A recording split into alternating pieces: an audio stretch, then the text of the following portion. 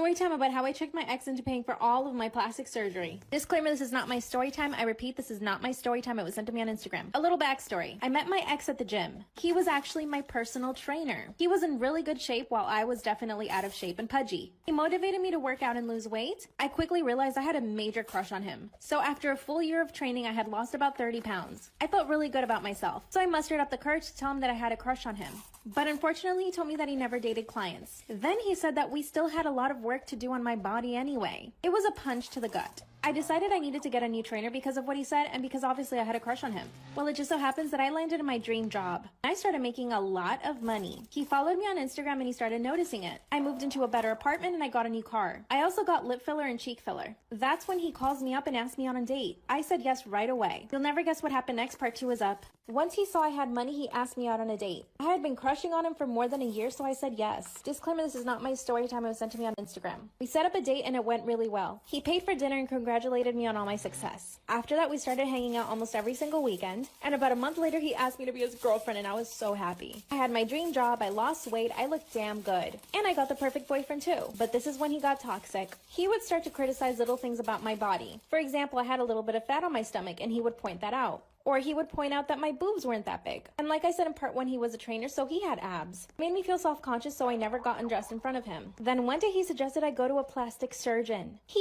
even looked up a few in my area. Part 3 is my boyfriend actually suggested I go to a plastic surgeon because he didn't like that my boobs were small and that I had a bit of a tummy. Disclaimer, this is not my story time. It was sent to me on Instagram. I got extremely offended, of course. Then he acted like what he said was completely normal. I told him that I love my body as it was. Then he said that I still needed to do a lot of work on it. Then he insinuated that his girlfriend needs to look just as good as he does. In other words, he thought he was better looking than me. So I thought to myself, okay, sure. Let's go to this plastic surgeon. But I was gonna find a way to make him pay for it. You see, at this point I was paying for a lot. I would pay for our dates and dinners. He would even sometimes ask me for gas money. We went to the plastic surgeon and I decided to get my boobies done. So I told my boyfriend that all my money was tied up in investments, that I needed him to loan me the money. He said, yeah, sure, and he transferred the money. I got the plastic surgery and it looks amazing. I've since moved to another city, talked to him on my phone and on social media, and he hasn't been able to find me. I mean, I think he kind of deserved it, but I also feel guilty. What should I do? Story time about how I faked a pregnancy to get my boyfriend to marry me.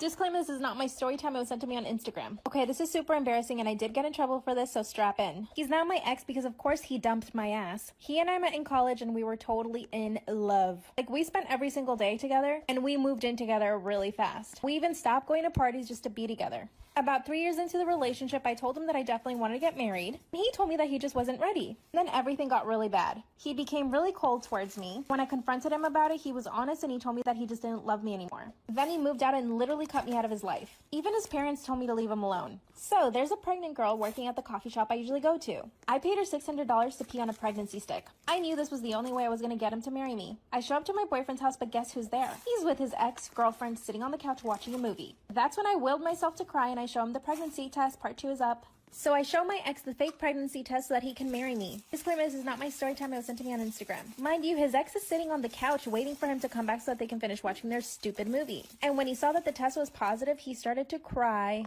I told him that we had to talk and he told his ex to leave. Then he tells his parents to come into the room and his mom also started to cry when she saw the pregnancy test. I couldn't really tell if they were happy tears or if they were like, oh no tears. That's when I told him that I fully expected him to ask me to marry him. I even told him that I was 2 months along so we could start planning the wedding. That's when he told his parents that I was right. Then he asked me to marry him. I knew that I got what I wanted, but I had no idea how I was going to fake this pregnancy. A few days later, he moved back into our apartment. He started painting the guest room so that it could be the nursery. But here's the worst part. A month later, I was still not able to get pregnant. I didn't know what to do, so I started eating a lot of food to fake the pregnancy bump. I would eat McDonald's for breakfast and Taco Bell for dinner. Part 3 is up. In order to fake the pregnancy, I had to gain weight. So I started eating tons of food. I would have pizza every other day. I ate 2 pints of ice cream a day. And every time I passed by a fast food place, I would pick up something to eat. I was gaining a little bit of weight, so people believed me when I said I was pregnant.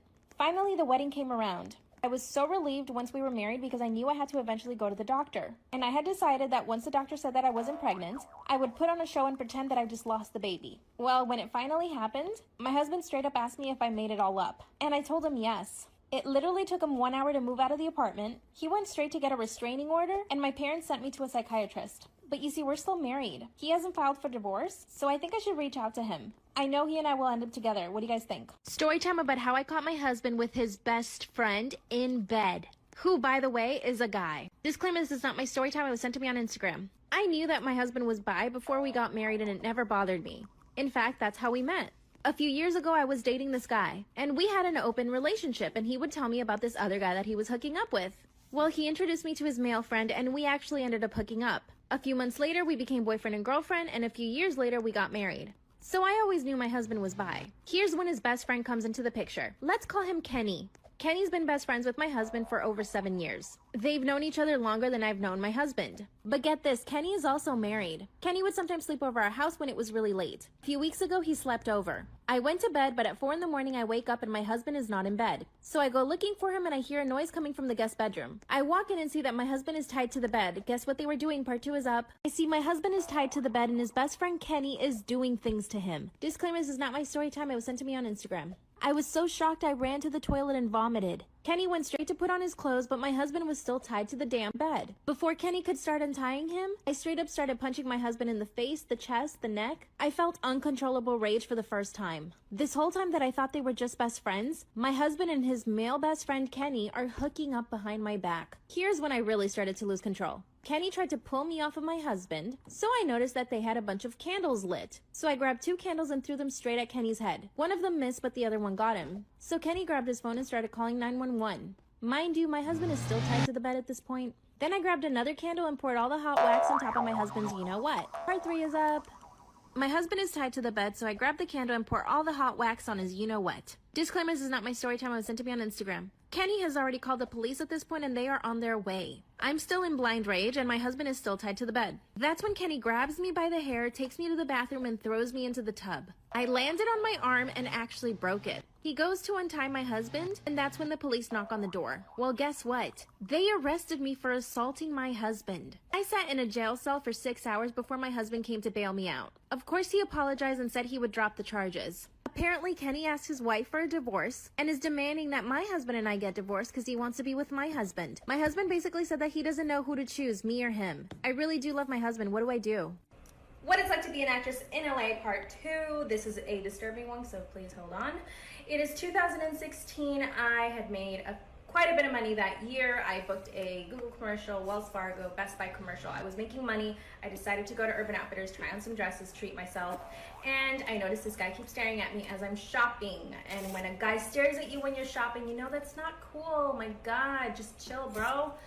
I stare at him back, whatever. I continue to shop. I exit with my little Urban Outfitters bag. And he begins to shout at me. He basically followed me out and he's just shouting. He's like, hey, are you an actress? And then I look at him and I'm like, yeah, everyone in LA is an actor. And he's like, okay, I want to take pictures of you. I'm a photographer. I'm also a showrunner. A showrunner is basically someone who decides which TV shows are going to be in the network season, which is a pretty good job. And I say, okay, what's your name? So I take out my phone, I Google his name, and it is the person he's claiming to be. Come back for part 2. I pulled out my phone, I Googled him, he was who he said he was. He showed me his website where he had all these shots of his models. All of them were signed to big agencies. And of course, I didn't tell my manager anything. I just gave him my email address. I was like, okay, email me and then we can set up a time. I asked him, do you pay? He's like, no, I don't pay. And I was like, okay, fine, I guess it'll just be for trade. And he begins to email me every single week asking me when we can shoot. I begin to say, I can't, I just had a really bad feeling. If you beg, if you're a photographer and you're begging a model to shoot for free, it just comes off good. Don't trust people that are like that. I had a feeling and I just should have trusted myself. I guess there's gonna have to be a part 3 because this is a longer story. So, do you think I went by myself? Duh, I did not go by myself. I took my best friend with me, thank heavens. And we proceed to go to his house, which is in Los Feliz. Beautiful house. This guy is a showrunner. He's a millionaire. He's got an amazing house, beautiful Tesla, 2 Teslas. I guess come back for part 3. So we begin to shoot outside by his pool. My best friend is inside working on her laptop and he begins to compliment my facial features. My facial features, nothing terrible. And then he begins to ask me what I do outside for fun, like other than work. And then I said, I like to cook. I like to walk. You know, just random stuff. I didn't want to really chat with this guy. I just wanted to take pictures and get out. And then hopefully, you know, he would remember me for the future for a TV show or for another paying photo shoot. So then he begins to ask me if I'm in a relationship. I wasn't at the time, but I said yes. And then he begins to ask me other things like, Do I masturbate and do I want to fuck outside of the relationship? As soon as he asked me that third question, I got up. I said, you're making me extremely uncomfortable. You know that you're doing that. I want that SD card, and my friend and I are leaving right now. I walk inside to his house, and he begins to say, what are you talking about? I didn't say anything. I didn't say anything. In front of my best friend, like if he hadn't said what he just said. I asked him for the SD card. He said, no, I'm not giving it to you. You guys are going to have to come back for part 4. Sorry. So he refuses